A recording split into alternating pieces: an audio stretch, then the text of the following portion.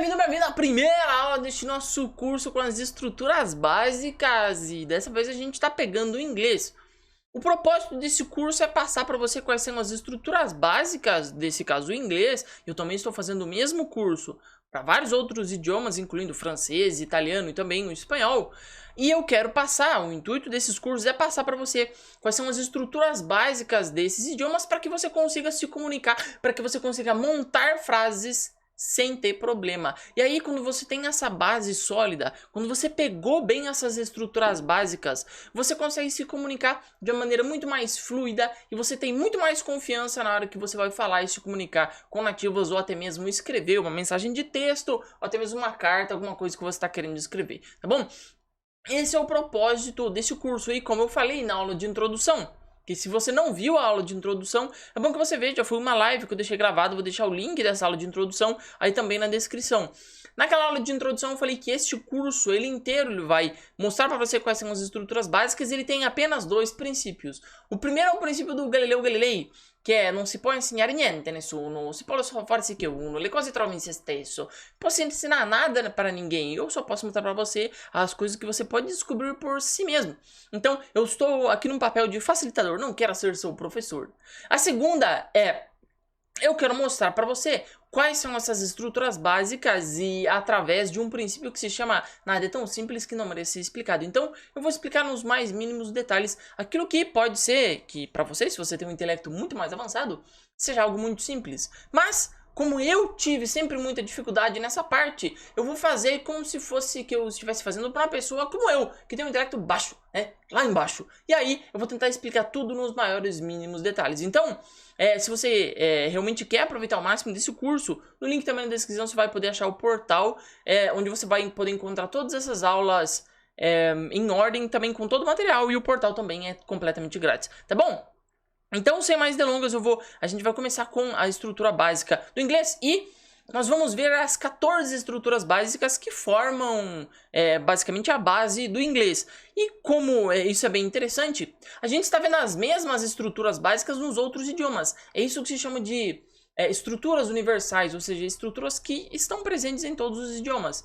E muito interessante é que quando você aprende essas estruturas e consegue masterizar elas, ou seja, aprende elas ao nível de maestria, quando você vai aprender outro idioma, já que você conhece as estruturas universais que estão presentes em todos os idiomas, quando você pega o segundo idioma, fica muito mais fácil. O seu nível de compreensão sobe muito rápido. E também a sua confiança ao falar e se comunicar, tá bom? Então, aqui nós vamos ter mais ou menos 14, por aí, 14 ou mais aulas.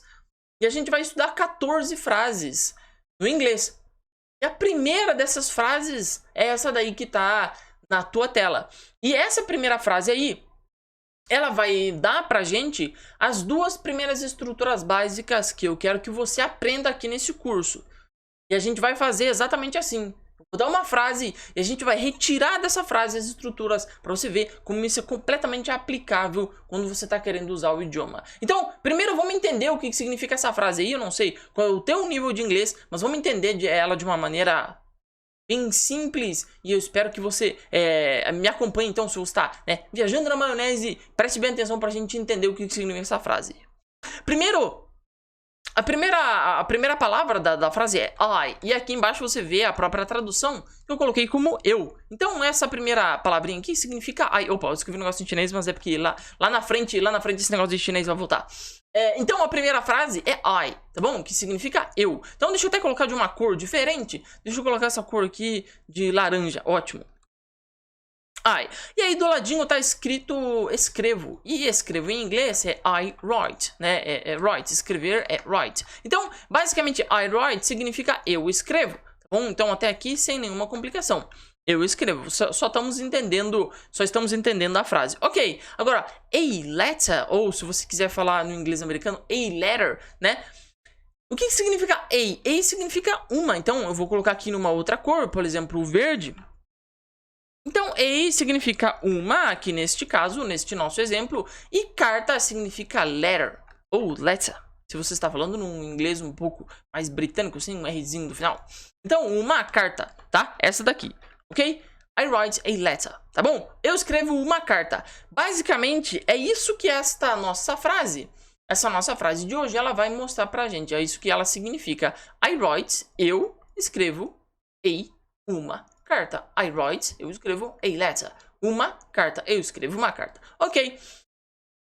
Se essa é a nossa frase, a gente vai ter que entender a primeira estrutura. E a primeira estrutura é aquilo que a gente chama de sujeito. Como assim, Lézer? O sujeito. Basicamente, eu quero que você entenda aqui que a primeira estrutura que você precisa aprender e ter em mente é uma estrutura que aparece em 99,9% das frases que você vai usar em qualquer idioma que você vai falar, também no inglês. E qual é esse elemento? Então, imagine você o seguinte, imagine que você tem dificuldade de formar frases em inglês. Aí eu digo pra você, bom, mas tem um elemento que ele é fundamental e ele está presente em 99,9% de todas as frases em inglês. Como você pode dizer pra mim que você não precisa saber qual é este elemento? Sim, você precisa saber. E qual é esse elemento? É o sujeito. Agora, o que é um sujeito? Aliás, eu lembro lá quando ia na escola, tinha esse negócio de sujeito até no português, etc. Sim, é universal, também está no português. Mas aqui eu quero te mostrar para ele como é que ele funciona no inglês. Mas para que você entenda e desmistifique o que significa o sujeito, pense na seguinte situação. Quando uma xícara, por exemplo, aparece quebrada, alguém deve ter praticado a ação de quebrar a xícara. Como assim alguém? Alguém quebrou aquela xícara. O vento, um animal, uma pessoa ou qualquer outra coisa, né? Imagine você uma xícara. Uma xícara parada, estacionada, em que nada entra em contato com ela. Ela vai quebrar do nada, assim, sem alguma coisa quebrar ela? Não, muito provavelmente que não, né? Então, alguma coisa, se você vê uma xícara e ela está quebrada, alguma coisa deve ter quebrado aquela xícara. E, neste exemplozinho maroto, a pessoa, o objeto, o vento, etc., que praticou a ação de quebrar a xícara é geralmente chamado de sujeito, tá bom? Em inglês, como é que a gente fala isso? Como a gente identifica isso? Bom, basicamente, aquilo que a gente chama de sujeito, em inglês significa subject. E aí, quando você tem o subject, você descobre quem é a pessoa que praticou aquela ação de quebrar a xícara. Então, quando uma carta... Então, até aqui nós fomos, né?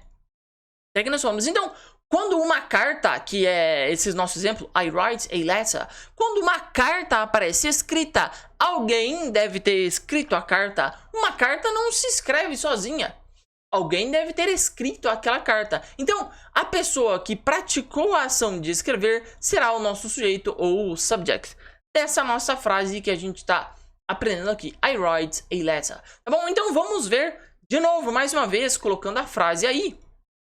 Só a frase aqui, para que não fique confuso. E aí a gente vai identificar de novo os elementos. Então, qual era o primeiro elemento? I significa eu, né? I significa eu. Bom, mas eu é o elemento, basicamente, o que a gente está buscando. Mas vamos ver os outros. Write, que é escrevo. Não é o próprio elemento escrever que faz a si mesmo. Então, não pode ser ele que seja o sujeito. Quando a gente pensa nesta frase daqui, I write a letter, você tem que pedir, cara... Quem é que escreveu? Ou seja, eu escrevo uma carta. Bom, se a carta aparece escrita, alguém deve ter escrito essa carta.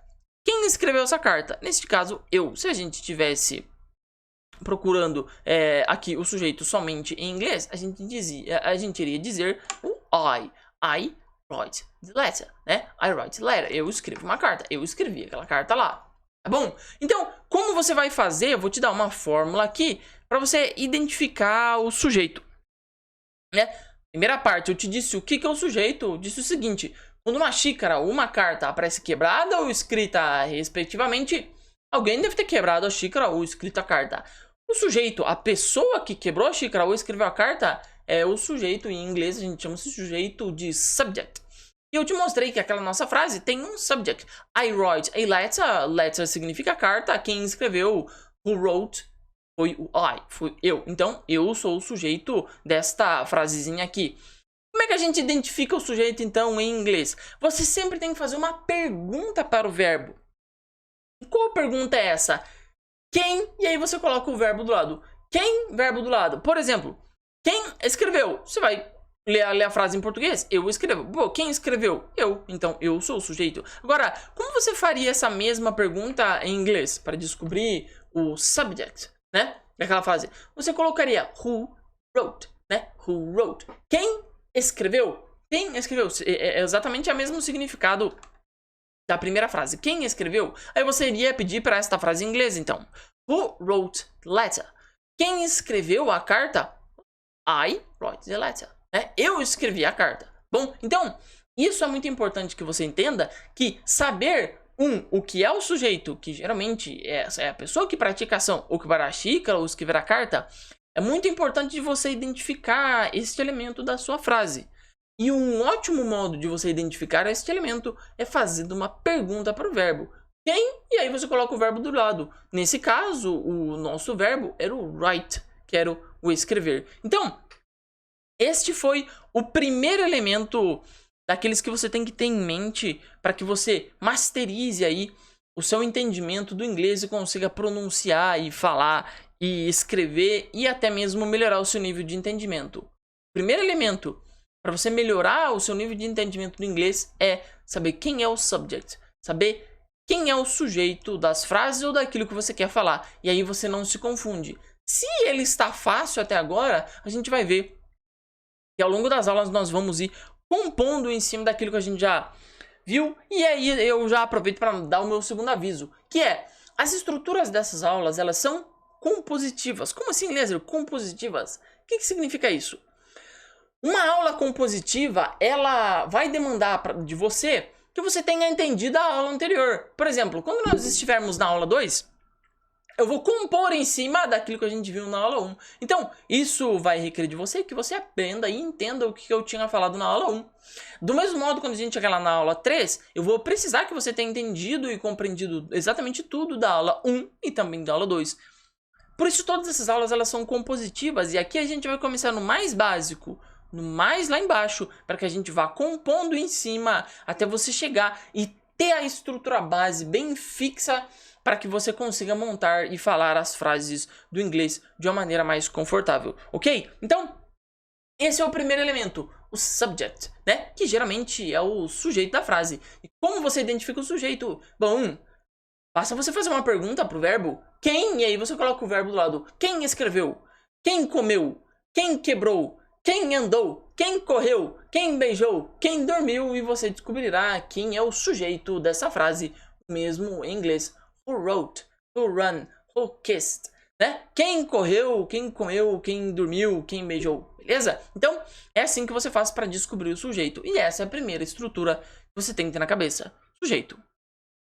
Agora nós temos uma segunda estrutura que é muito interessante e muito importante, que é o verbo. Antes de eu falar sobre as acepções do verbo, vou te mostrar qual é a definição de verbo pelo nosso grande linguista Ataliba de Castilho, brasileiro, linguista. Muito bom, aqui no Brasil ele tem uma ótima definição de verbo e eu quero ler ela para você. Diz o Ataliba: verbo é a palavra que pode exprimir modalidades de um processo ou basicamente ação, né? Então, num português mais simples, verbo é ou ação ou estado, né? Verbo ou ação ou estado, isso que é um verbo, né? No nosso em português mais bonito do Ataliba de Castilho, verbo é a palavra que pode exprimir modalidades de um processo ou estado. Português mais simples, verbo ou é ação ou é estado, né? Ou ele está indicando que existe uma ação, ou ele está indicando que existe um estado. E aí, você precisa também entender o que é um verbo. E aí eu vou passar a desmistificar um pouco sobre isso. Eu já vou te mostrar como é que você vai identificar os verbos. Bom, a primeira coisa é, quando a gente fala em ação, não tem muito o que mistificar aí. Se verbo está demonstrando uma ação, significa que alguma coisa está ocorrendo. Alguma coisa está saindo de A e indo para B. Ou alguma coisa está correndo, ou alguma coisa está sendo escrita, alguma coisa está sendo quebrada, está sendo transformada, está passando por alguma transformação. Isso é uma ação, né? Eu escrevo uma carta. Uma carta não existia, eu escrevi. Passou-se por um processo de transformação e a carta passou a existir. Não tenho que mistificar. Quando eu mostro uma ação, todo mundo sabe que é uma ação. Mostra um verbo, mostra que é uma ação, já era. Quando tem uma ação na frase, geralmente essa ação aí, ela é... o verbo é que está mostrando o que... qual é a ação que é, tá bom? Isso aí não tem, é mais simples que isso, não tem como ficar. Só que o verbo ele não exprime somente uma ação, como correr, pensar, quebrar, bater. Ele não exprime apenas ação, como o próprio Ataliba de Castilho mostra. Ele também exprime um estado. Por exemplo, eu sou filho único. Qual é o verbo desta frase? Bom, vamos analisar devagarinho. Eu não é verbo. Sou, já voltamos para ele. Filho, não, filho não tá mostrando uma ação, nada. único também não tá mostrando uma ação e nem nada. Então, sou ficamos por eliminação. Então, sou não é uma ação. Você não é como uma ação. Você é em um estado. Estado de ser você mesmo.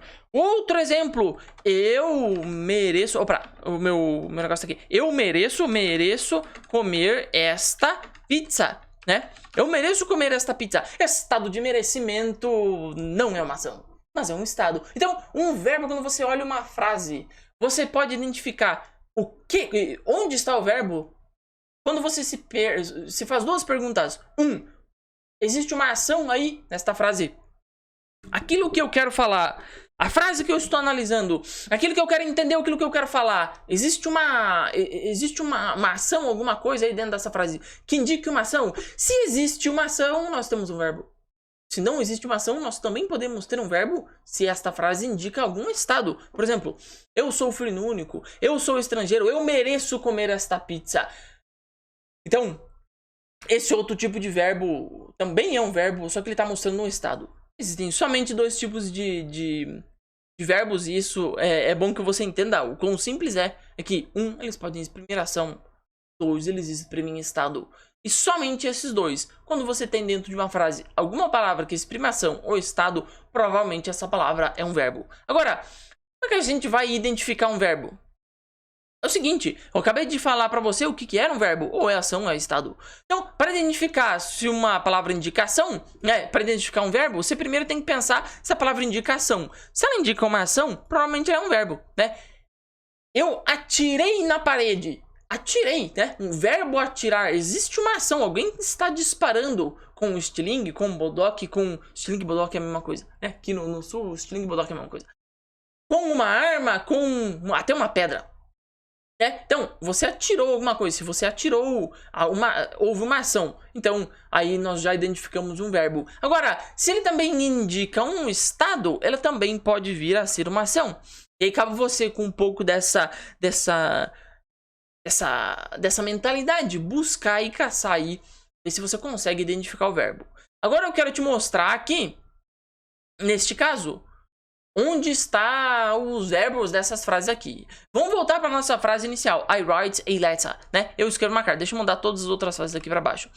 I write a letter. Vamos ver se a gente consegue identificar o primeiro, que foi o sujeito, e o segundo, que é o verbo, que eu acabei de mostrar para você. Então, na frase I write a letter, que você já deve ter entendido que é eu escrevo uma carta, exatamente nessa ordem. Pare o vídeo e tente identificar. 1. Onde está o sujeito da frase? 2. Onde está o verbo da frase? Parou? Tentou aí? Então vamos fazer junto. Primeiro, onde está o sujeito? Como é que a gente identifica o sujeito? 1. Faça uma pergunta para o verbo. Quem escreveu? Who wrote? Né? Quem escreveu? Who wrote? Who wrote the letter? Quem escreveu a carta? Oh, I. Eu. Então aqui nós temos o nosso sujeito. Vou colocar um Szinho de sujeito. Agora, se a gente quer descobrir agora o nosso verbo, o que a gente tem que fazer? A gente tem que olhar as palavras, identificar qual delas está exprimindo uma ação ou um estado. I, que significa eu, está indicando a ação ou estado? Não é verbo. Write, né? Deixa eu pular write. Ei está indicando o quê? Aparentemente nada. Então não é verbo e também não é estado. Letter, carta, não é verbo, né? Carta não se mexe sozinha, nem se escreve sozinha. Também não é o estado de ser uma carta. Não. Então, não é um verbo. Qual é a única possibilidade que tem para ser um verbo? Então, nós temos nessa palavrinha, que significa write, né?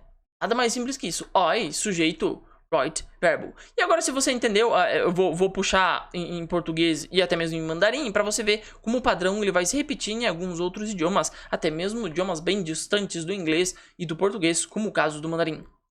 Eu escrevo uma carta. Então é o primeiro elemento, vou até colocar em cores diferentes. Orange. Colocar em laranjinha, tá? Onde nós identificamos o sujeito. E aí o nosso verbo, vamos colocar em verdinho para ficar bonitinho. Tá bom? Verdinho é o nosso verbo. Agora, olha que interessante. Opa, por que ele não pintou aqui de verde? Isso, beleza. Então, eu escrevo. É a mesma coisa que tá em cima, só que tá em português. Agora, olha aí embaixo que interessante. 我写一讲信. 我写一讲信 significa eu escrevi uma carta. E olha que interessante, vou pintar para você também. 我 significa eu, tá? Em mandarim. 我 xie significa escrevo. E jiangxin, uma carta. Tá bom? Olha que interessante. Inglês, português e até mesmo mandarim, que é um idioma bem distante, eles têm um padrão por aí. E é isso que eu quero fechar essa aula, fazendo um clique na sua mente, para que você entenda que existe um padrão universal, alguma coisa bem interessante que a gente pode analisar aí dos idiomas. Se você entendeu o que é um sujeito, o que é um verbo, nós acabamos de encontrar um padrão fundamental dentro dos idiomas que vai ajudar você a melhorar a sua compreensão. E que padrão é esse? Nessa nossa frase aqui, nós temos o padrão S e o padrão V. O que é o padrão SV? SV significa padrão sujeito e verbo, ou seja, veja como simples é o inglês e até mesmo o mandarim na frase que a gente analisou. A ordem é a mesma do português, ou seja, I write a letter. Sujeito primeiro, verbo depois. Sujeito primeiro, verbo depois. Sujeito primeiro, verbo depois. Eu escrevo uma carta. Sujeito primeiro, verbo depois. 我写一封信.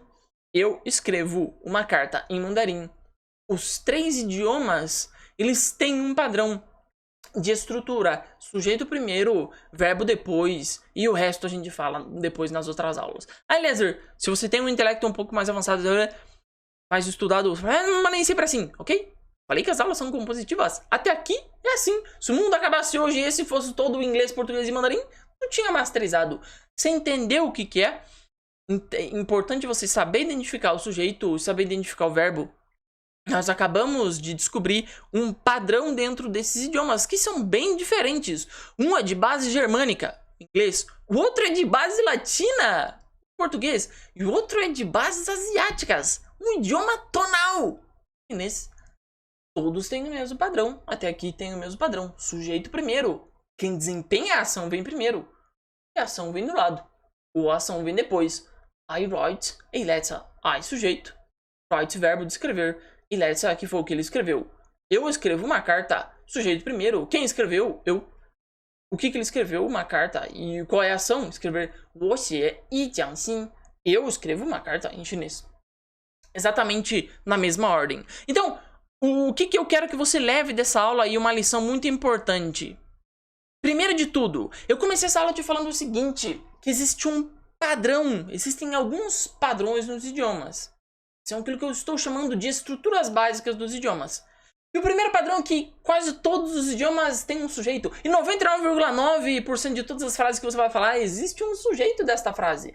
Você saber o que é o sujeito e como identificar o sujeito é de fundamental importância. Então, se você saber, sempre procurar descobrir onde está o sujeito no idioma que você está aprendendo, isso vai ajudar você a ter um clique na sua mente e falar, cara, então é igual o português. Não é tão distante assim nesses idiomas que eu te mostrei aqui. Agora, se você está aprendendo um outro idioma, por exemplo, o japonês tem o costume de mudar esta ordem, né? Não vou falar sobre o japonês aqui, mas você entender isso, poxa, o japonês é diferente, o seu cérebro já começa a ficar mais esperto. Por quê? Depois de aprender 6 idiomas, eu descobri o seguinte, que muitas vezes quando você não encontra um padrão, quando você sai da tua zona de conforto, que é o português, e tenta começar a mapear as coisas, dar um sentido para um novo idioma, o teu cérebro começa a passar por uma fase de desconforto, ele começa a pregar peças em você, ele começa a falar, é muito difícil, tá muito distante, o negócio é muito complicado. Só quando você passa a contrastar com aquilo que você já sabe, com aquilo que você já aprendeu, com uma estrutura que é basicamente universal em muitos idiomas, que não é a estrutura S depois V, mas ter um sujeito e ter um verbo, você passa a identificar que existem alguns elementos comuns e você pode fazer o contraste para ver se é diferente ou se é igual ao português. Se é igual, ótimo.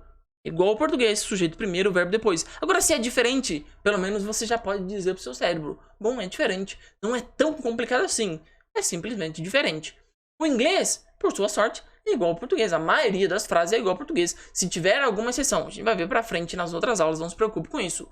Agora, Como você pode fazer isso em outros idiomas se você pegar só um aviso? Você pode usar a mesma frase. Eu escrevo uma carta. Joga no Google Tradutor e tenta identificar os elementos. Né? Tá aprendendo persa. Joga lá no Google Tradutor e identifica os elementos. Tenta achar onde tá o sujeito, onde tá o verbo. Fazendo as perguntas que eu te falei. Tá bom? E em seguida você vai ver se a ordem é igual ao português. Né? Se o verbo vem depois do sujeito, vem antes. E aí você já descobriu um grande padrão dentro desse idioma. Se você vê que os verbos vêm antes do sujeito...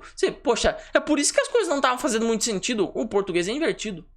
E se ele vem na mesma ordem, você já manda até um sinal pro seu cérebro falando, ei, é igual, não é tão distante assim, né? E aí a gente vai ver um pouco mais pra frente que essas estruturas ajudam você a pegar o básico e criar uma base mais sólida para que você tenha mais confiança ao falar, se comunicar, ou até mesmo escrever nesse idioma. Bom, deixei algumas tarefinhas aqui pra você, que é o seguinte, eu deixei 6 frases aqui em inglês com a tradução pro português, tá? E aí, eu gostaria muito que você, depois de baixar esse PDF, que você vai ter disponível lá no portalzinho do curso, o curso é completamente grátis, o material também, tá? Você vai ter que, eu gostaria que você identificasse o sujeito e o verbo de cada uma, tá bom? De cada uma dessas aqui, ó, dessa daqui, dessa e dessa, tá bom?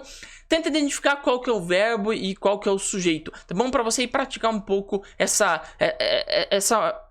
astúcia de você tentar identificar quem é o sujeito e quem é o verbo, pra você praticar um pouco aquilo que você aprendeu comigo nessa aula bem básica, tá bom?